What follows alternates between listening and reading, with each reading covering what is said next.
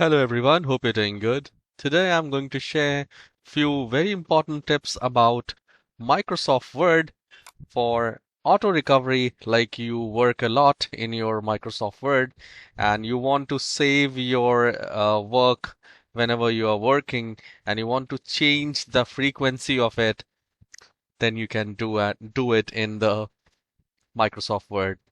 So just click on the File menu and then go to Options section and then go to Save option right here at the left-hand side.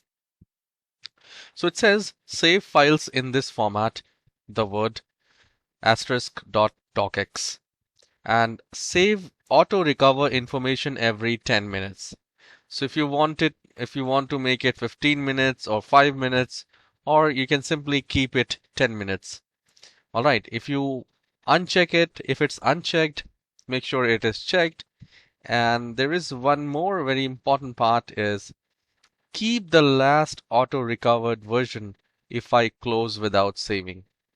So this should be checked because sometimes we close the laptop or any, if the battery goes down like this, then you can always recover. And you can also check the location. You can also change the location if you wish.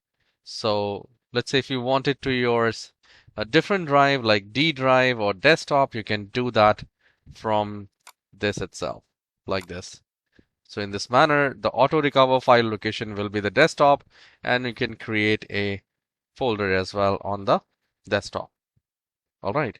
So this is how you can change the auto recovered version on auto recovered thing on Word file on Microsoft Word.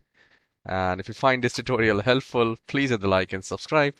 I'll see you in the next video. Have a wonderful day.